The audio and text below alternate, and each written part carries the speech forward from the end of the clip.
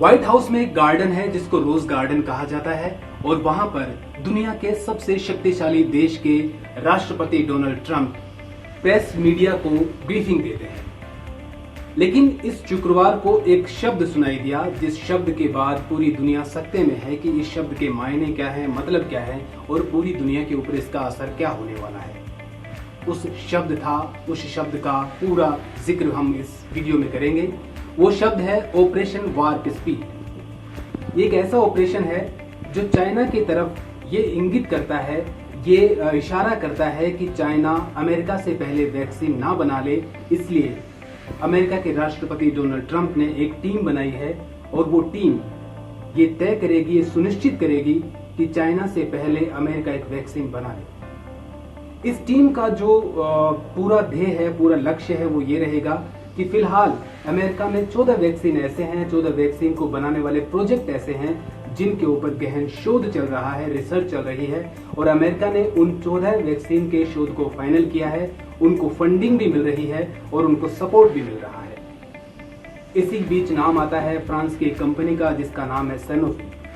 Sanofi वही company है जिसके बारे में कहा जा रहा है कि अमेरिकी राष्ट्रपति डोनाल्ड ट्रंप के शेयर इस कंपनी में है और कंपनी ने भी ये कहा है कि अगर उसने वैक्सीन बनाई तो सबसे पहले वो अमेरिका को देगी। ऑपरेशन वार्प स्पीड की जो जिम्मेदारी दी गई है वो ग्लैक्सोस्मिथक्लाइन नाम की एक फार्मास्यूटिकल कंपनी है, उसकी वैक्सीन डिवीजन के हेड हैं मोशन क्लाइन।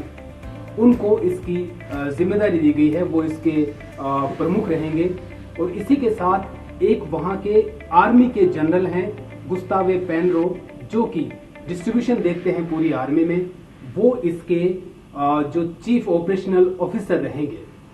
मतलब ये कहा जा सकता है कि अमेरिका पूरी तरह से तैयारी कर रहा है और पूरे जोशो खरोश के साथ कमर कस चुका है कि कहीं चाइना उससे पहले वैक्सीन ना बना दे। इसके साथ ही जो अमेरिकी कंपनियां हैं या अमेरिका सरकार है, उन सभी कंपनियों को फंडिंग देकर, जो सरकारी हैं, गैर सरकारी हैं, सभी को एक साथ लाकर ये कोशिश कर रही है कि जो तय समय है उस समय से पहले वैक्सीन बाजार में आ जाए।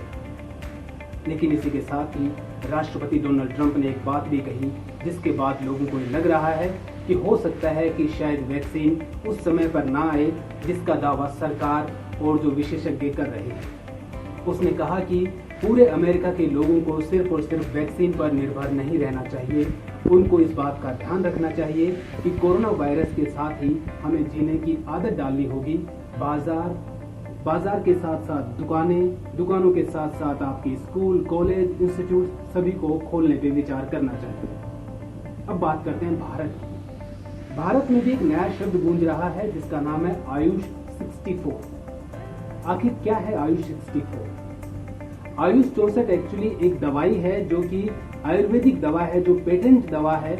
ये दवा मलेरिया के खिलाफ इस्तेमाल होती थी, जैसे कि हाइड्रोक्सीक्लोरोक्विन भी इस्तेमाल होती थी। इस दवा के साथ आयुष मंत्रालय ने एक प्रयोग किया है और उस प्रयोग में ये पाया गया कि जिस तरह से पूरी दुनिया में रेमडेसिविर नाम की दवाई जो इस्तेमाल हो रही है, जिसको पूरे जो यूरोपियन कंट्रीज हैं वो इस्तेमाल कर रहे हैं, उसी तरह से चाइना ने जो पद्धति अपनाई थी, अपने घरेलू पद्धति, उसी के तहत हम आयुर्वेदिक पद्धति को बढ़ावा दे सकते हैं।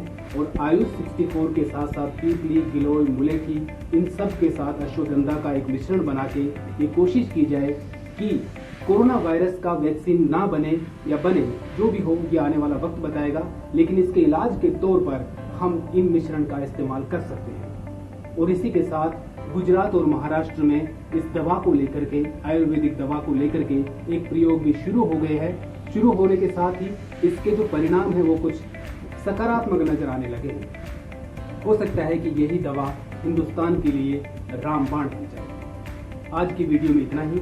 कल हम देखेंगे कि किस तरह से इस दवा के बिजनेस में, ये वैक्सीन बनाने की होड़ में पूरी दुनिया क्या भुगत रही है और इस होड़ की वजह से क्या उसको भुगतना पड़ सकता है।